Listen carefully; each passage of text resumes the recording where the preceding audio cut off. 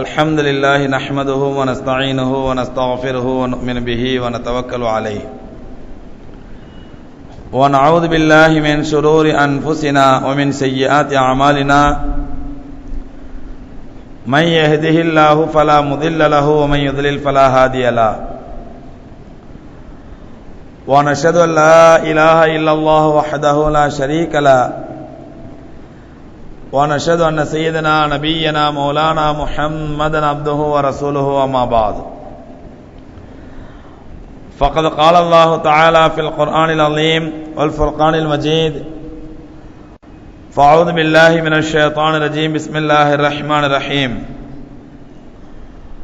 والذين يكنزون الذهب والفضة لا ينفقونها في سبيل الله فبشرهم بعذاب أليم يوم يحمى عليها في نار جهنم فتقوى بها جباههم وجنوبهم وظهورهم هذا ما كنزتم لأنفسكم فذوقوا ما كنتم تكنزون صدق الله العظيم. وقال نبينا عليه الصلاة والسلام ثلاث من وجد فيهن يجد حلاوة الإيمان يؤدي من زكاة ماله طيبة نفسه كل عام أو كما قال عليه الصلاة والسلام.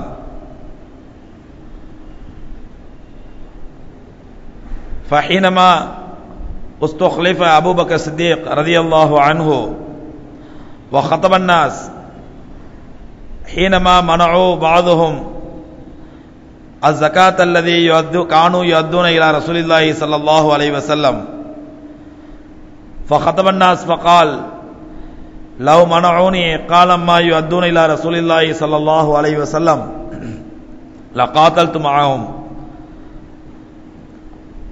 கண்ணியத்திற்கும் மரியாதைக்கும் உரிய பெரியோர்களே, சகோதரர்களே, தாய்மார்களே, அளவிலா கருணையும் நிகரிலா கிருபையும் கொண்ட எல்லாம் வல்ல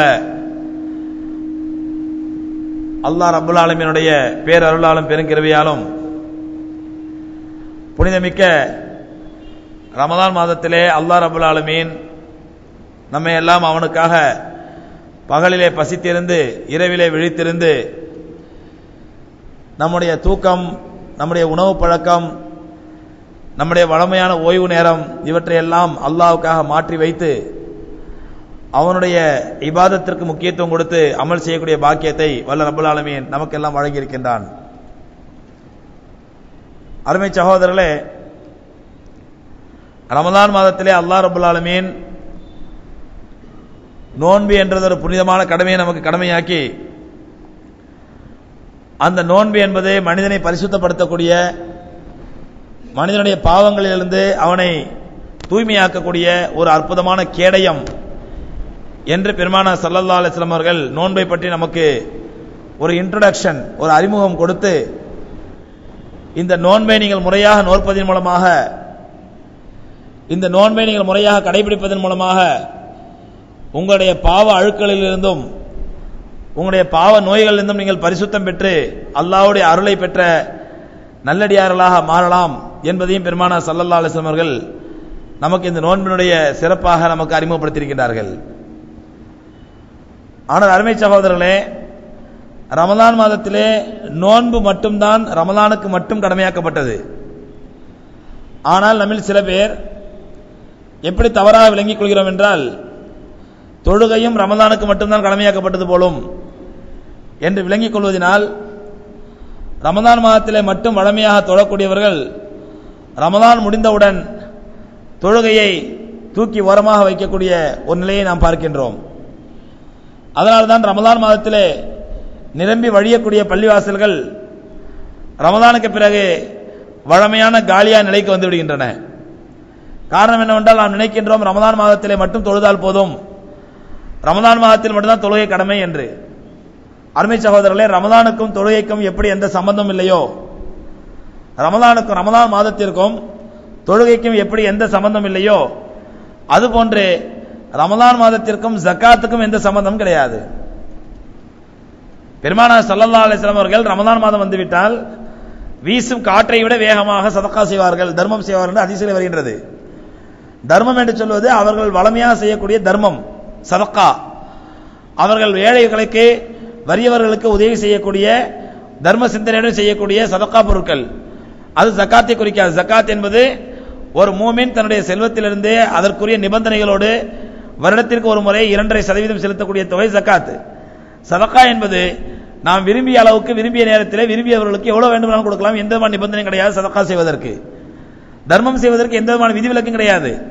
எவ்வளவு வேண்டுமானாலும் கொடுக்கலாம், யாருக்கு வேண்டுமானாலும் கொடுக்கலாம், எப்படி வேண்டாலும் கொடுக்கலாம், எந்த நிலையில் வேண்டுமானாலும் கொடுக்கலாம்.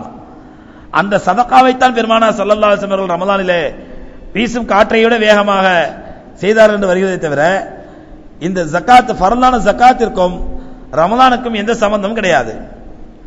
ஆனால் நம்மில் பல பேர் ரமலானில் தான் ஜக்காத்து கொடுக்க வேண்டும், ரமலானில் தான் ஜக்காத்து வழங்க வேண்டும் என்று தவறாக விளங்கி வைத்திருக்கிறோம். அதுவும் தவறு. அதே நேரத்தில் ஜக்காத்தை ரமலானிலே கொடுப்பதனால நன்மை உண்டா, ஏதாவது பிரயோஜனம் உண்டா என்று பார்க்கும் பொழுது நிச்சயமாக ஜக்காத்தை ரமலானிலே நிறைவேற்றுவதன் மூலமாக பெரிய நன்மை உண்டு. எப்படி என்றால், உதாரணமாக ஒருவர் தன்னுடைய வருடாந்திர கணக்கையே ரமலானிலே ஆக்கி அந்த ரமலானை தன்னுடைய இயர் எண்டாக தன்னுடைய வருடாந்திர கணக்கிற்கான ஒரு காலமாக நிர்ணயித்து அந்த அடிப்படையில் அவர் ஜக்காத்து கொடுப்பாரைனால் இவருடைய ஜக்காத் சரியான ஜக்காத் ஆகும், போற்றத்தக்க ஜக்காத் ஆகும். அதுவும் மற்ற மாதங்களிலே கொடுப்பதை விட ரமலானிலே கொடுக்கக்கூடிய ஜக்காத் பன்மடங்கு நன்மைகளை பெற்றுத்தரும். பெருமானார் ஸல்லல்லாஹு அலைஹி சொன்னார்கள், மற்ற நாட்களிலே ஒரு ஃபர்லை நிறைவேற்றுவது, ரமலானிலே ஒரு ஃபர்லை நிறைவேற்றுவது மற்ற நாட்களிலே 70 ஃபர்களை நிறைவேற்றுவதை விட சிறந்த இபாதத்தாகும். ரமலானிலே ஒரு நஃபிலை நிறைவேற்றுவது மற்ற நாட்களிலே ஒரு ஃபர்லை நிறைவேற்றுவதை விட சிறந்த நன்மையாகும். அப்ப அந்த அடிப்படையிலே மற்ற நாட்களில் நாம் ஜக்காத்தை நிறைவேற்றுவதை விட ரமலானிலே ஜக்காத்தை நிறைவேற்றுவது 70 மடங்கு நன்மைகளை பெற்றுத்தரும் என்ற அடிப்படையிலே நாம் ரமலானிலே நம்முடைய வியாபாரத்திற்கோ நம்முடைய கொடுக்கல் வாங்கிற்கோ நம்முடைய சொத்துக்களுக்கோ கணக்கு பார்ப்பதை ரமலானை ஒரு காரணமாக ஆக்கிக் கொள்வோம் என்றால் 70 மடங்கு நன்மைகளை பெறுவதற்கு வாய்ப்பு இருக்கின்றது.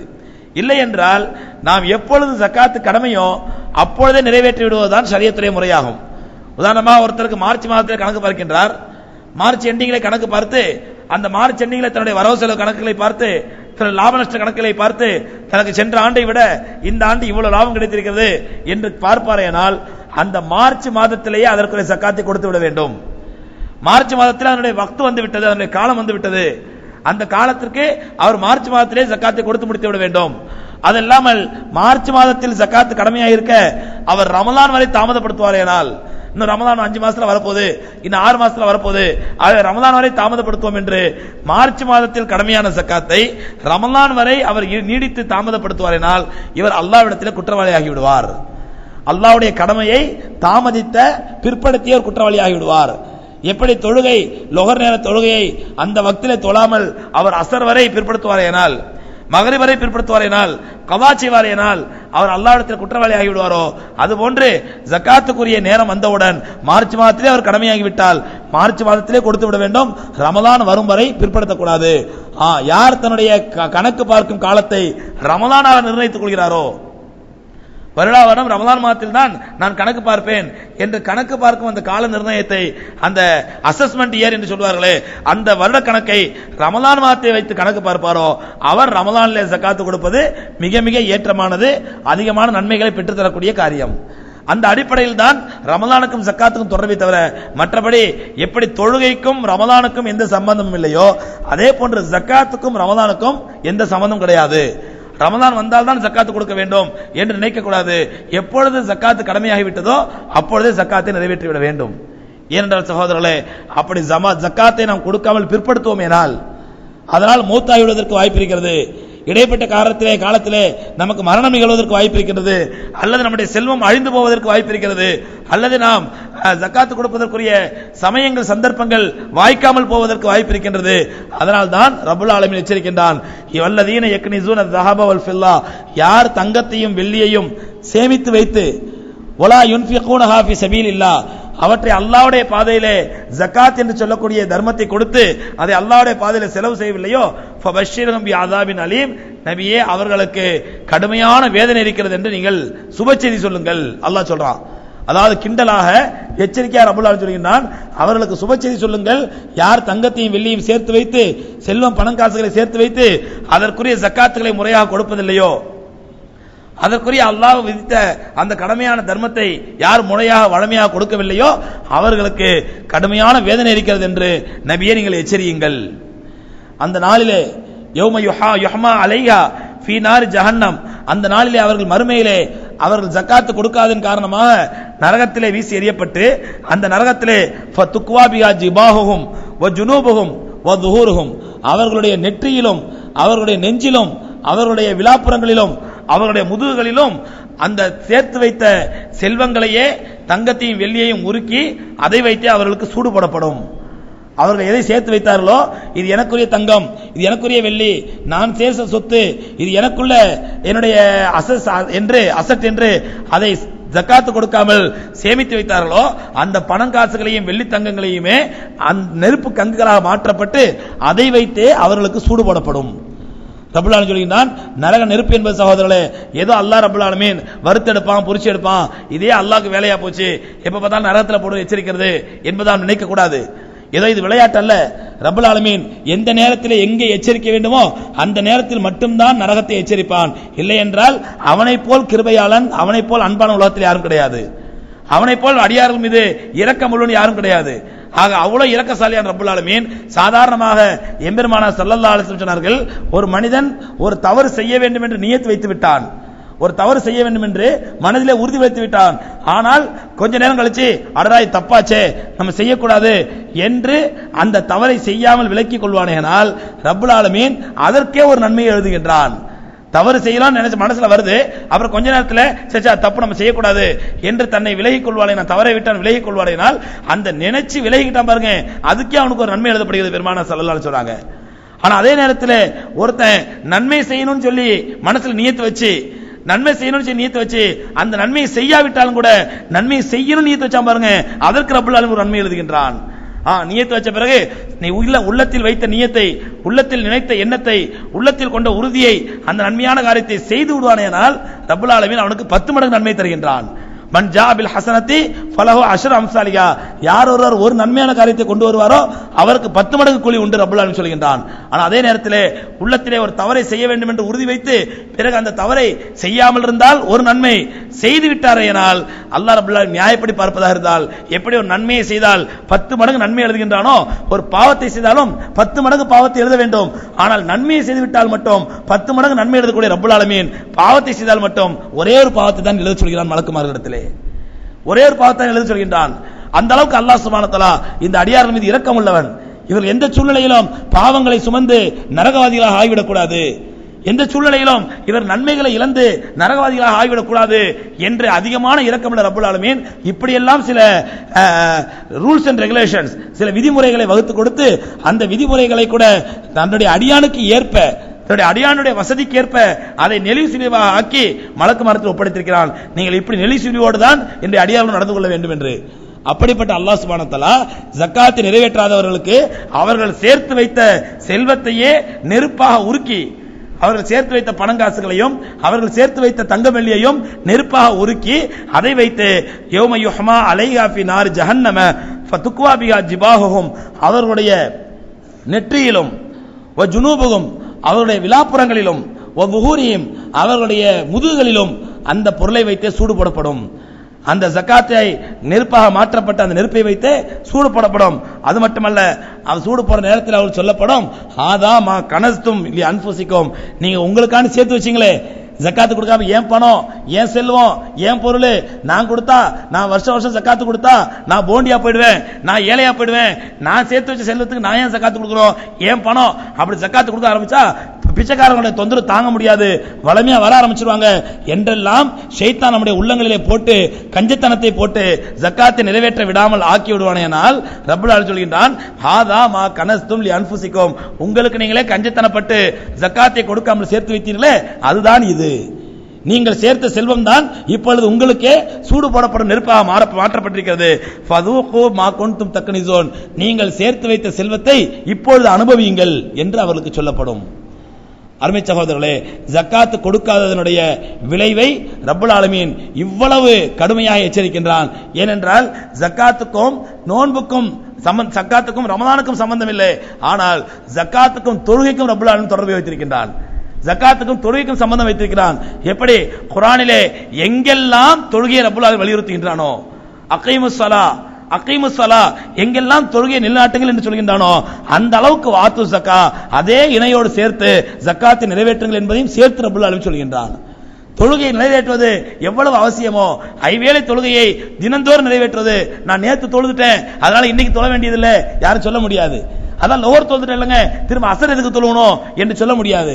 அல்ல போன வாரம் ஜும்மா தொழுதுட்டாம்ல அதுக்கப்புறம் இந்த வாரம் ஜும்மா எதுக்கு தொழணும் என்று சொல்ல முடியாது. எப்படி அதற்குரிய வக்து வந்து விட்டால் அதற்குரிய தொழுகையை கட்டாயமா 4 ரக்காத்துகளாகவோ 3 ரக்காத்துகளாகவோ 2 ரக்காத்துகளாகவோ தொழுதாக வேண்டுமோ அதற்குரிய முறையோடு அதுபோன்று ஜக்காத்துக்குரிய காலம் வந்து விட்டால் நான் போன வருஷம் ஜக்காத்து கொடுத்துட்டோம்ல இந்த வருஷம் எதுக்கு ஜக்காத்து கொடுக்கணும், நான் போன வருஷம் ஜக்காத்தை நிறைவேற்றி விட்டேனே இந்த வருஷம் மறுபடியும் கொடுத்தா என் பொருள் அழிஞ்சு போயிடுமே, என் பணம் குறைஞ்சு போயிடுமே, என் செல்வம் அழிஞ்சு போயிடுமே என்று நினைப்பவன் அல்லாஹ்வுடைய பார்வையிலே காஃபிராக கருதப்படுகின்றான். ஏனென்றால் அல்லாஹ் ரப்பல் ஆலமீன் வசனத்தை சொல்கின்றான், நீங்கள் ஜக்காத்தை நிறைவேற்றாத காஃபிராக மாறிவிடாதீர்கள். ஜக்காத்தை நிறைவேற்றாத காஃபிராக மாறிவிடாதீர்கள்.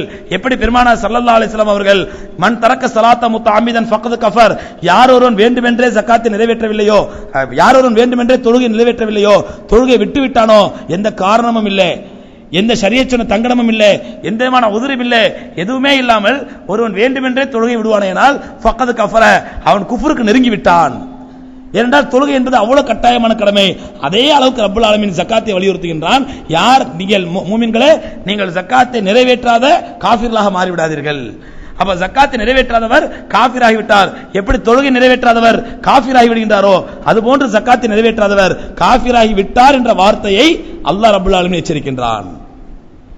அருமை சகோதரர்களே, இங்கே நாம் சிந்திக்க வேண்டிய விஷயம் என்னவென்றால் அல்லாஹ் ரப்பல் ஆலமீன் எந்த அளவுக்கு நம் மீது இரக்கசாலியோ எந்த அளவுக்கு நம் மீது அன்புள்ளவனோ அந்த அளவுக்கு ஷதீதுல் இகாப் தண்டனைகளை நிறைவேற்றுவதிலும் மிக தீவிரமானவன்.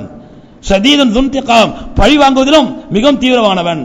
அவன் எந்த அளவுக்கு அன்பு காட்டுவானோ அந்த அளவுக்கு அவனுடைய எச்சரிக்கையை மீறியும் அவனுடைய கட்டளையை மீறியும் இப்படி இப்படி நிறைவேற்றுங்கள் இப்படி இப்படி செய்யுங்கள் என்று சொன்ன பிறகும் அவனுடைய கட்டளையை நாம் நிறைவேற்றவில்லை என்றால் நிச்சயமா அல்லாஹ்வுடைய பார்வையிலே நாம் மிகப்பெரிய குற்றவாளிகளாக மிகப்பெரிய பாவிகளாக ஆகி விடுவோம் என்பதை ரப்பல் ஆலமீன் நமக்கு எச்சரிக்கின்றான். அருமை சகோதரர்களே, நாம் ஜக்காத்தை நம்ம பல பேர் நினைச்சுக்கிறோம் சொன்னா எனக்கு நாமளே முடிவு பண்ணிக்கிறோம் எனக்கு ஜக்காத்து கடமை இல்ல, எனக்கு நிறைய கடன் இருக்குது ஹஸ்ரத் அதனால எனக்கு ஜக்காத்து கடமை இல்ல.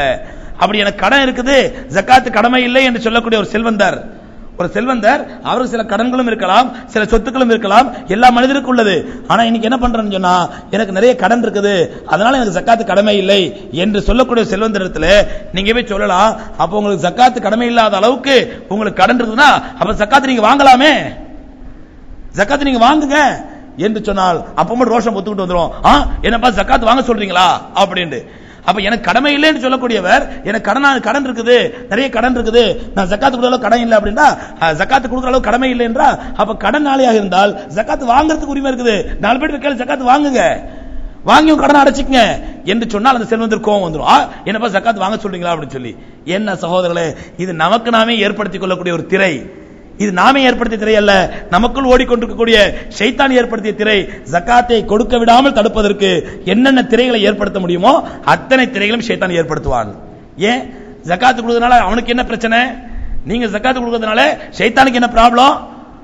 நீங்கள் ஜக்காத்து கொடுத்தால் அல்லாஹ்வுடைய அருளுக்கு சொந்தமாகி விடுவீர்கள், அல்லாஹ்வுடைய முஹப்பத்துக்கு பாத்திரமாகி விடுவீர்கள், அதன் மூலமா நீங்க சொர்க்கத்திற்கு சென்று விடுவீர்கள். ஆனால் அவன் நோக்கமே உங்களை வழிகெடுத்து நரகத்திற்கு சேர்க்க வேண்டும் என்பதுதான். அப்படி இருக்கும் பொழுது நீங்கள் அல்லாஹ்வுடைய கட்டளையை முறையாக நிறைவேற்ற போது அவன் எப்படி நிறைவேற்ற விடுவான்? சில சமயங்களிலே அவன் நம்முடைய நஃப்ஸுக்குள்ள இருந்து ஷைத்தான் நம்மளை வெளியெடுப்பான், நம்முடைய நஃப்ஸுக்குள்ள இருந்தே ஷைத்தான் நம்மளை வெளியெடுப்பான். ஜக்காத்து கொடுக்காத, ஜக்காத்து கொடுத்தா அப்படி ஆயிடும், அது போன வருஷம் தானே கொடுத்துருக்கோம் இந்த வருஷம் என்ன அப்படி படைப்பான். சில பேர் எப்படி பண்ணுவான்டா ரொம்ப பிஸி எனக்கு கணக்கு பார்த்து டைம் இல்லை, எனக்கு உட்கார்ந்து கணக்கு பார்க்கறதுக்கு டைம் இல்ல, இப்படிப்பட்ட ஒரு மாய தோற்றத்தை ஷைத்தான் ஏற்படுத்துவான். எனக்கு உட்கார்ந்து வியாபார கணக்கு பார்க்கறதுக்கோ என்னோட சொத்துக்களை கணக்கு பார்க்கறதுக்கோ பேங்க் அக்கௌண்ட்ல பார்க்கறதுக்கோ வியாபார பொருள் கடையில் எவ்வளவு இருக்குது குடவுன்ல எவ்வளவு இருக்குது இதெல்லாம் கணக்கு பார்க்கறதுக்கு நேரம் இல்ல சார், அதனால ரொம்ப பிஸியா இருக்கிறேன். அதனால வர்ற போறவங்களுக்கு இந்த ஒரு மதரசாவுக்கு ஒரு 100 ரூபாய், ஒரு மிஸ்கினுக்கு ஒரு 1000 ரூபாய், இந்த ஏதாவது ஒரு பைத்துல் மாலுக்கு ஒரு 1000 ரூபாய், இப்படி ஏதோ கொடுத்து இதை அட்ஜஸ்ட் பண்ணிட்டு ஓடிட்டு இருக்கிறேன். இதுவும் ஷைத்தான் ஏற்படுத்தக்கூடிய மாய தோற்றம். அருமை சகோதரர்களே, திடீர்னு இன்கம் டாக்ஸ் ஆபீஸ்ல இருந்து அல்ல சேல் டாக்ஸ் ஆபீஸ்ல இருந்து நமக்கு நோட்டீஸ் வருது. என்ன வருது?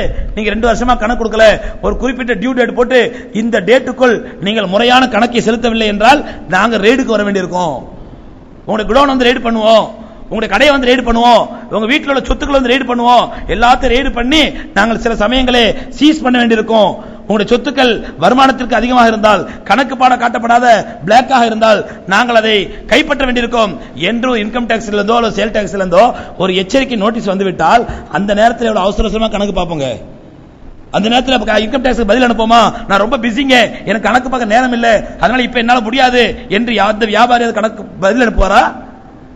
அப்பொழுது அங்கு இன்கம் டாக்ஸ்ல இருந்து வரக்கூடிய தண்டனை நமக்கு பெரிதாக தெரிகின்றது, சேல் டாக்ஸ்ல இருந்து வரக்கூடிய தண்டனை நமக்கு பெரிதாக தெரிகின்றது. சேல் டாக்ஸ்ல இருந்து இன்கம் டாக்ஸ்ல இருந்து வரக்கூடிய எச்சரிக்கை நமக்கு நம்மை பயமுறுத்துகின்றது. ஆனால் அல்லாஹ் ரப்பல் ஆலமீன் தரக்கூடிய தண்டனையோ அல்லாஹ் சுப்ஹானஹு வ தஆலாவுடைய எச்சரிக்கையோ நமக்கு பெரிதாக தெரியவில்லை. ஆனால் நமக்கு நாமே என்ன சாஜாப சொல்கின்றோம், எனக்கு ரொம்ப பிஸிங்க, நான் ரொம்ப பிஸிங்க, எனக்கு டைமே இருக்கிறது இல்லைங்க, என் நேரம் பார்க்க டைம் இல்லைங்க. ஏன்? ஒரு நேரம் பார்க்க கணக்கு பார்க்க நேரம் இல்லாத அளவுக்கு, கணக்கு பார்க்க டைம் இல்லாத அளவுக்கு வியாபாரம் செய்யக்கூடியவர் ஒரு கணக்கு பிள்ளையை போட்டு சம்பளத்துக்கு போட்டு கணக்கு பார்க்க முடியாத அவரால்? அருமை சகோதரர்களே, ஜக்காத் என்பது ஏதோ போற போக்குல ஒரு 5-10 கொடுத்துட்டோம், ஒரு 10-20 கொடுத்துட்டோம், இது வல்ல ஜக்காத். ஏதோ 4 மதரசாக்கள் இருந்து வர்றாங்க, ஆளுக்கு 100 ரூபாய் 500 ரூபாய் கொடுத்துட்டோம், வீட்டு வாசல்ல ஏழைகள் வர்றாங்க, அவங்களுக்கு வந்து ஒரு 500 பேருக்கு 27 அன்னைக்கு ஒரு குடோன்ல அடைச்சு வச்சு எல்லாத்தையும் வரிசையா நிக்க வச்சு ஆளுக்கு ஒரு 50 ரூபாய் கொடுத்தோம், இல்ல ஆளுக்கு ஒரு சேலை கொடுத்தோம், ஆளுக்கு ஒரு வேட்டி கொடுத்தோம், இது வல்ல ஜக்காத் என்பது. ஜக்காத் என்பது எப்படி தொழுகையை இப்ப நம்ம ஜும்மா தொழணும்னு நினைச்சு சொல்லணும்டா நினைச்சு சொல்ல முடியாது, அதற்குரிய நேரம் வந்து விட்டதா, ஜும்மாக்குரிய வக்து வந்து விட்டதா, வக்து வந்த பிறகு அதற்கு பிறகு குத்பா ஓதப்படுகின்றதா, குத்பா ஓதிய பிறகு முறையாக இகாமத் சொல்லப்படுகின்றதா, பாங்கு சொல்லப்படுகின்றதா, அதெல்லாம் பார்த்து இமாம் ஜமாத்தோடு முறையாக 2 ரக்காத் தொழுகை சுன்னத்துகளை பேணி முறையாக தொழும் பொழுதுதான் அந்த ஜும்மா தொழுகை அல்லாஹ்வால் ஏற்றுக்கொள்ளப்படும். ஏதோ போற போக்கல டைம் ஆகி போச்சுங்க, அப்படியே அந்த மவுண்ட் ரோடு பிளாட்ஃபார்ம்ல இருந்து 1 ரக்காத் தொழுது போயிட்டே இருந்தேன் நான் பாட்டுக்கு, இல்ல கார்ல போயிட்டு இருந்த டைம் ஆயிடுச்சு, அப்படியே கார்ல உட்கார்ந்துட்டு சும்மா தக்பீர் கட்டி கண்ணங்களை ஜும்மா முடிஞ்சு போச்சு சொல்ல முடியுமா? அல்லாஹ் ஏற்றுக்கொள்வானா? ஆகவே அருமை சகோதரர்களே, அல்லாஹ்வுடைய மார்க்கத்தை அல்லாஹ் வகுத்து தந்த முறைப்படி நிறைவேற்ற வேண்டும். அல்லாஹ்வுடைய ஃபர்லை அல்லாஹ் சொல்லி தந்த முறைப்படி நிறைவேற்ற வேண்டும். அல்லாஹ் விதியாக்கிய கடமையை அல்லாஹ்வுடைய தூதர் ஸல்லல்லாஹு அலைஹி வஸல்லம் அவர்கள் எப்படி பிராக்டிகலா செய்து காட்டினார்களோ அப்படி நிறைவேற்ற வேண்டும். அதுதான் ஜக்காத் கொடுக்கக்கூடிய முறை. ஆனா இன்னைக்கு நாம ஜக்காத்துக்கு கணக்கு பார்க்கறதே சோம்பேறித்தனம். ஆக ஷைத்தான் சில பேரை இப்படி வழி எடுப்பான். எப்படி? அதாவது நீ கொடுத்தா போண்டியா போயிடுவே, நஷ்டவாளியா போயிடுவே, நீ ஜக்காத்து கொடுக்கணும் அவசியம் இல்ல, அதான் போன வருஷம் கொடுத்தல இந்த வருஷம் எது கொடுக்கணும் என்று கஞ்சத்தனத்தை உள்ளத்தில் போட்டு ஜக்காத்து கொடுக்காமல் தடுத்து விடுவான். அல்லது அசட்டையாக்கி விடுவான், கவனக்குறைவாக ஆக்கி விடுவான். இந்த இப்ப பார்க்கலாம், இது அப்ப பார்க்கலாம், இந்த நாளைக்கு கணக்கு பார்க்கலாம், நாளை கழிச்சு பார்க்கலாம், ரொம்ப பிஸியா இருக்கிற, இப்படியே தள்ளி தள்ளி கடைசி அந்த வருஷம் ஜக்காத்தை கொடுக்க விடாமல் ஆக்கி விடுவான் ஷைத்தான். இன்னும் சில பேரை எப்படி வழிகெடுப்பான் என்றால், அவர் ஜக்காத்து கொடுப்பார், ஜக்காத்து முறையாக கொடுப்பார், கணக்கு பார்த்து கொடுப்பார். ஆனால் எந்த வழியில கணக்கு பார்த்தால் தனக்கு லாபம், எந்த வழியில கணக்கு பார்த்தால் தனக்கு பிரயோஜனமா இருக்கும், தனக்கு லாபமா இருக்கும் என்று யோசிக்க ஆரம்பித்துவார். இதுவும் ஷைத்தானுடைய ஒரு வழிகேடு. எப்படி? சில பேர் நீங்க பார்க்கிறோம், ஜக்காத்து கொடுப்பார்கள். உலகத்தில் உள்ள எல்லா உலமாக்களும் வருடத்திற்கு ஒரு முறை கட்டாயமாக ஜக்காத்து கொடுக்க வேண்டும் என்று எம்பெருமானார் ஸல்லல்லாஹு அலைஹி வஸல்லம் காலத்திலிருந்து, சத்திய சஹாபாக்கள் காலத்திலிருந்து, 4 இமாம்கள் காலத்திலிருந்து இன்றைக்கு வரை உலகத்தில் எந்த ஒரு அறிஞரும் வாழ்க்கையில ஒரு முறை ஜக்காத்து கொடுத்தா போதும் சொல்லல. எல்லோரும் ஏகோபித்த முடிவு வருடாவரும் ஜக்காத்து கொடுத்தாக வேண்டும். ஏன்? எம்பெருமானார் ஸல்லல்லாஹு அலைஹி சொல்றாங்க. அபூ ஹுரைரா রাদিয়াল্লাহு தஆலா அறிவிக்கக்கூடிய ஹதீஸ் அபூதாவுதிலே பதிவு செய்யப்பட்டிருக்குது. ரசூலுல்லாஹி ஸல்லல்லாஹு அலைஹி சொல்றாங்க, யாரிடத்திலே 3 தன்மைகள் இருக்கிறதோ அவர் ஈமானுடைய சுவையை அறிந்து கொள்வார். முதல் தன்மை என்ன? அவர் இஸ்லாத்தை ஏற்ற பிறகு, ஈமான் கொண்ட பிறகு திரும்பவும் குஃப்ருக்கு செல்வதை, ஷிர்க் வைப்பதை தன்னுடைய உயிரோடு நெருப்பில் தள்ளுவதை போன்று உணர்வார். ஈமான் கொண்ட பிறகு திரும்ப ஷிர்க் வைக்கிறது, மந்திரவாதிட்ட போறது, மாந்திரிகிட்ட போறது, ஜோசியக்காரன்ட்ட போறது, அல்லது அவுலியாக்கள்கிட்ட போய் கபர்ல போய் சஜிதா செய்யறது, அங்க போய் கையேந்துறது, இந்த மாதிரி ஷிர்கான காரியங்களை செய்வதை அவர் எப்படி வெறுப்பார் என்றால் தன்னை உயிரோடு நெருப்பில் தள்ளுவதை போல வெறுப்பார் அவர். இது ஈமானுடைய சுவை, இது ஈமானுடைய சுவை. ரசூலுல்லாஹி சொல்றாங்க இந்த குணம். இரண்டாவது, தன்னுடைய ஜக்காத்தை நிறைவேற்றும் பொழுது மனப்பூர்வமாக நிறைவேற்ற வேண்டும்.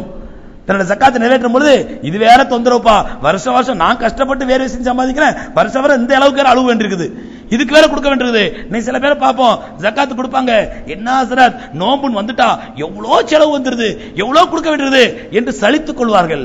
ஆனால் கொடுக்கும் அளவுக்கு ரப்பல் ஆலமீன் நமக்கு வழங்குகிறானே அதை யோசிப்பதில்லை. அவுட்புட்டை பற்றி யோசிக்கக்கூடியவர்கள் இன்புட்டை பத்தி யோசிக்கிறது இல்ல. வெளியே போறதா யோசிக்கிறாங்க, செலவாகிறத யோசிக்கிறாங்க. ஆனா செலவு யார்கிட்ட கொடுக்கிறோம்? நமக்கு பாக்கெட்ல இருந்தா கொடுக்கிறோம், நம்ம கையில இருந்தா கொடுக்கிறோம். ரப்பல் ஆலமீன் நமக்கு தருகின்றான், நாம் அவன் சொன்ன முறையில் செலவழிக்கிறோம் என்று நினைப்பதில்லை.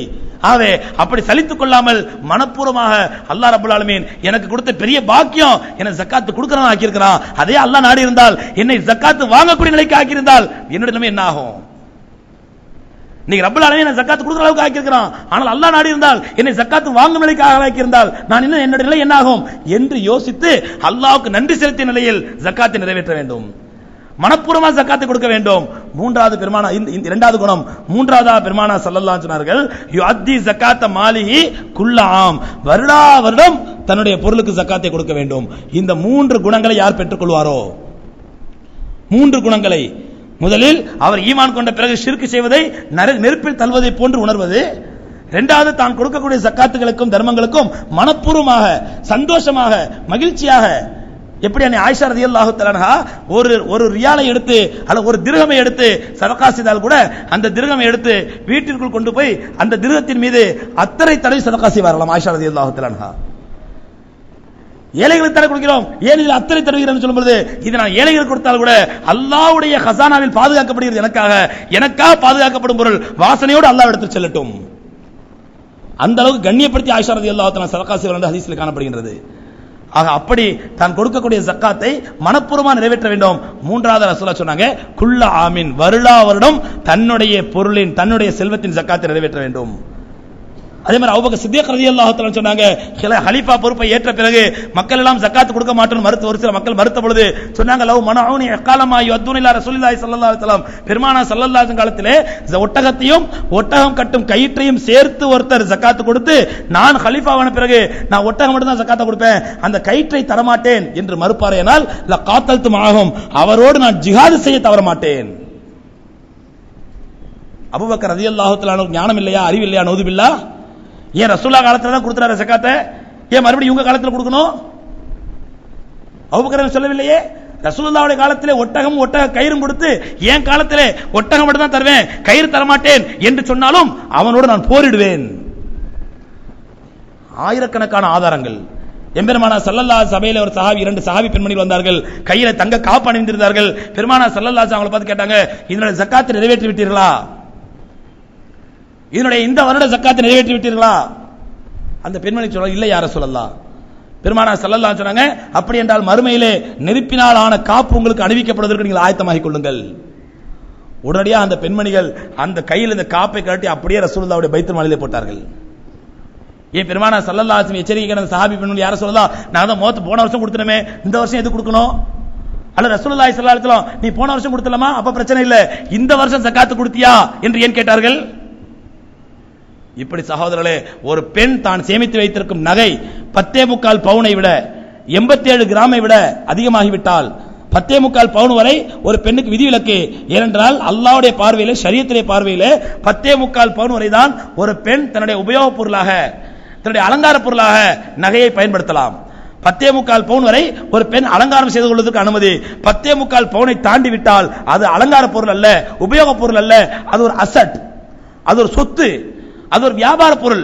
அந்த வியாபார பொருளை 50 பவுன் 100 பவுன் சொல்லி மக்களுக்கு மத்தியிலே புழக்கத்தில் விட்டு அதை மூலமாக சம்பாதிக்க வேண்டிய ஒரு வியாபார பொருளை நீ ஏன் வீட்டுக்குள்ள பதுக்கி வைக்கிற?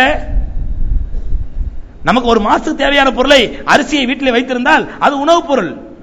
ஒரு மாதத்துல 2 மாசத்துக்கு தேவையான அரிசியை வீட்டில் வச்சிருந்தோம்னா அது உணவுப் பொருள். அதை விட்டுட்டு வீடு ஃபுல்லா ஒரு 500 மூட்டை அரிசி அடுக்கி வைக்கிறோம், அது வியாபார பொருள் இல்லையா? இல்லங்க, என் உணவுக்காண்டி வச்சிருக்கிறேன், நான் 70 வருஷம் கழிச்சு மூத்தாவேன், அது வரைக்கும் சாப்பிடறதுக்காண்டி அரிசி வச்சிருக்கிறேன் என்று எந்த அறிவாளியா சொல்லுவானா? ஆனா ஒரு மூட்டை 2 மூட்டை வச்சிருந்தா அது உணவு பொருளப்பா. 500 மூட்டை வீட்டில் பதுக்கி வச்சா அது வியாபார பொருள், அதுக்கு ஜக்காத் கொடுத்தாகணும். அதே மாதிரி மார்க்கம் அனுமதிப்பது, தங்கம் என்பது ஒரு பெண்ணுக்கு அனுமதிக்கப்பட்டது 87 கிராம் தான்.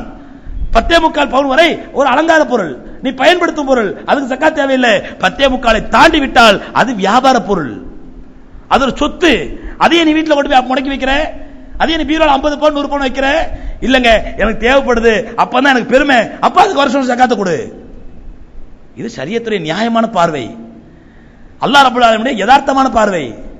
பெருமானார் ஸல்லல்லாஹு அலைஹி கற்றுக் கொடுத்த அழகான சட்டம் இது. 10.25 பவுனுக்கு மேல வீட்டுல வைக்கணும்னு நினைக்கிறீங்களா, வச்சுக்கங்க, உங்களுக்கு ஹராம் இல்ல. ஆனால் வருடா வருடம் அதற்கு ஜகாத்தை கொடுத்து விடுங்கள். ஜகாத்தை கொடுத்துட்டு வீட்டுல வைங்க. இல்லங்க நான் வருஷம் வருஷம் கொடுத்தா அந்த நகை குறைஞ்சிக்கிட்டே வந்துடும். 100 பவுன் இருக்குது, முதல் வருஷம் 2.5 பவுன் கொடுத்தேன், அப்புறம் 2.5 பவுன் கொடுத்தேன், இப்படியே கொடுத்துட்டு வந்தா நகை குறைஞ்சிக்கிட்டே வருமே, அப்பயே வீட்டுல சேர்த்து வைக்கிற. 10.25 பவுன் மட்டும் வீட்டுல சேர்த்து வச்சுட்டு மத்ததை வியாபார பொருளா ரொட்டேஷன்ல விடு, அதுல இருந்து லாபம் வரும், அந்த லாபத்துல ஜகாத்து கொடு. இந்த மாதிரி ஒரு எக்கனாமிக்கல் பிளானிங், ஒரு பொருளாதார சிஸ்டம், ஒரு அற்புதமான பொருளாதார திட்டத்தை உலகத்திலே அல்லாஹ் ரப்பல் ஆலமீனை தவிர யாருக்கு கற்றுக் கொடுக்க முடியும்? ஆனா இன்னைக்கு இந்த பைத்தியக்கார மேதாவிகள் மக்களை குழப்பி அல்லாஹ் ரப்பல் ஆலமீன் சொன்னாங்க, அஷ்-ஷைத்தானு யஇதுகுமுல் ஃபக்ர் வ யஅமுருக்கும் பில் ஃபஹ்ஷா. ஷைத்தான் உங்களை வறுமையை எச்சரிக்கின்றான். நீ வருஷா வருஷம் ஜகாத் கொடுத்தா போண்டியா போய்டுவே, வருஷா வருஷம் ஜகாத் கொடுத்தா ஏழையா போய்டுவே. நீ வருஷா வருஷம் 100 பவுன் கொடுத்துட்டே வந்தா கடைசில 100 பவுன் வச்சிருக்க பொம்பளை ஒரு 20 வருஷம் கழிச்சு 10 பவுன்ல உட்கார்ந்து இருக்கும். இப்படிப்பட்ட பைத்தியக்காரத்தனமான ஏழ்மைத்தனத்தை ஜகாத் கொடுக்குது, இஸ்லாம் கற்றுக் கொடுக்குது. அல்லாஹ்வுக்கே பொருளாதார திட்டத்தை கற்றுக் கொடுக்கிறார்கள் இவர்கள். எப்படி இப்லீஸ் ஆதம் அலைஹிஸ்ஸலாத்துக்கு சஜ்தா செய்யாமல் அல்லாஹ்வுக்கே முறை கற்றுக் கொடுத்தானோ, ஹலகத்தனி மின் நார் ஹலகத்தோ மின் தீன், என்னை நெருப்பினால் படைத்தாய், இவரை மண்ணால் படைத்தாய், நெருப்பால் படைக்கப்பட்ட நான் மண்ணால் படைக்கப்பட்ட ஆதமுக்கு சஜ்தா செய்வது முறை இல்லையே என்று தன்னுடைய வாத திறமையினால் அல்லாஹ்வுக்கு முறை கற்றுக் கொடுத்தானோ, அது போன்ற இந்த ஷைத்தான்கள், மனித ஷைத்தான்கள், நான் சொல்லல ரப்பல் ஆலமீன் சொல்கின்றான், யார் ஒரு ஜகாத்து கொடுக்க விடாமல் உங்களை தடுத்து நீ ஜகாத்து கொடுத்தா போட்டியா போயிடுவே, வருஷ வருஷம் ஜகாத்து கொடுத்தா ஏழையா போயிடுவே, வருஷ வருஷம் ஜகாத்து கொடுத்தா நீ ஜகாத்து வாங்குற நிலைமைக்கு ஆளாயிடுவே என்று எச்சரிக்கிறானோ அவர்கள் மனித ஷைத்தான்கள். அல்லாஹ் சொல்கின்றான், அஷ்-ஷைத்தானு யஇதுகுமுல் ஃபக்ர், ஷைத்தான் தான் உங்களுக்கு வறுமையை எச்சரிக்கின்றான். அருமை சகோதரர்களே, அந்த மாதிரி மனித ஷைத்தான்களை பேச்ச கேட்டு என்ன ஹஸ்ரத், அவரும் தொப்பி போட்டு தானே பேசுறாரு, அவரும் உங்களை மாதிரி ஒரு அஜர் தானே, அவர் சொல்ல சரியா இருக்கலாம் இல்லையா, அதனால இந்த விஷயத்துல மட்டும் நான் அவர் பேச கேட்கிறேன். எவ்வளவு பெரிய சுயநலம் இது! யாரை ஏமாற்ற இந்த ஜகாத்து, யாரை ஏமாற்றுவதற்கு இந்த போலித்தனம்? ஆகவே அருமை சகோதரர்களே, ஜக்காத்தை கொடுக்காமல் இருப்பதற்கு ஷைத்தான் பல்வேறு விதத்திலே நம்மளை வழிகெடுப்பான். முதலாவது நம்மளை கஞ்சத்தனத்தை போடுவான், ஜக்காத்தை பத்தி அக்கறையே இல்லாமல் ஆக்குவான். இரண்டாவது ஜக்காத் இப்ப கொடுப்போம், நாளைக்கு கணக்கு பார்க்கலாம், இந்த அடுத்த வாரம் பார்த்துருவோம், அடுத்த மாசம் பார்த்துருவோம் என்று நம்மள பிஸியா இருக்கிற மாதிரியே ஷைத்தான் காட்டி ஜக்காத்தை கடைசியில் கொடுக்க விடாமல் ஆக்கிடுவான். மூன்றாவது வகை, ஜக்காத்து கொடுப்பாரு, இந்த விஷயத்துல மட்டும் அவர் சொல்றதை கேட்கலாம், மற்ற விஷயம் பிரச்சனை இல்லை, இந்த விஷயத்துல மட்டும் அவர் கொஞ்சம் ஆய்வு செஞ்சு வாயு செஞ்சு தானே சொல்றாரு. என்ன வாயு வந்துச்சோ தெரியல சகோதரர்களே, அந்த வாயுனுடைய வெளிப்பாடு உலகம் எல்லாம் நாறுகின்றது. எப்படி? இந்த ஜகாத் வாழ்க்கையில ஒரு முறை கொடுத்தா போதும், வாழ்க்கையில ஒரு முறை கொடுத்தா போதும். யார் சொன்ன சட்டம் இது? அல்லாஹ் சொல்லவில்லை, அல்லாஹ்வுடைய தூதர் ஸல்லல்லாஹு அலைஹி சொல்லவில்லை, சத்திய சஹாபாக்கள் சொல்லவில்லை, மரியாதைக்குரிய கண்ணியத்துக்குரிய இமாம்கள் சொல்லவில்லை, உலகத்தில் உள்ள எந்த அறிஞரும் சொல்லவில்லை. புதிதாக சென்னையிலிருந்து இந்த ஃபித்னா ஆரம்பித்திருக்கிறது என்றால் இந்த ஃபித்னாவுக்கு நாம் ஆட்படலாமா? ஆகவே இந்த வழியிலும் ஷைத்தான் வழிகெடுப்பான். ஆகவே இப்படிப்பட்ட எத்தகைய ஷைத்தானை வழிகேட்டுக்கு ஆளாகிவிடாமல் நாம் கணக்கு பார்த்து முறையாக ஜக்காத்தை நிறைவேற்றுங்கள். அந்த ஜக்காத்தை எப்படி நிறைவேற்ற வேண்டும் என்று மார்க்கம் தெரிந்த அறிஞரிடத்தில் கேட்டு ஜக்காத்தினுடைய சட்டங்கள் என்ன, எந்தெந்த பொருளுக்கு ஜக்காத்து கொடுக்க வேண்டும், எந்தெந்த பொருளுக்கு ஜக்காத்து கொடுக்க கூடாது, தேவையில்லை என்பதை விளங்கி ஜக்காத்தை கொடுங்கள். ரப்பல் ஆலமீன் நம் எல்லோரையும் ஜக்காத்தை நிறைவேற்றக்கூடிய மக்களாக ஆக்கி அதன் மூலமாக எப்படிப்பட்ட ஒரு வறுமையில்லாத நிலையை இந்த இஸ்லாமிய சமுதாயத்தில் அல்லாஹ் சுப்ஹானஹு வ தஆலா ஏற்படுத்த வேண்டும் என்று விரும்புகின்றானோ அப்படிப்பட்ட வறுமையில்லாத நிலையை ரப்பல் ஆலமீன் ஏற்படுத்தி அருள்வானாக. வாஹிர் தஅவானா அல்ஹம்துலில்லாஹி ரப்பில் ஆலமீன். அஸ்ஸலாமு அலைக்கும் வரஹ்மத்துல்லாஹி தஆலா வ பரகாத்துஹு.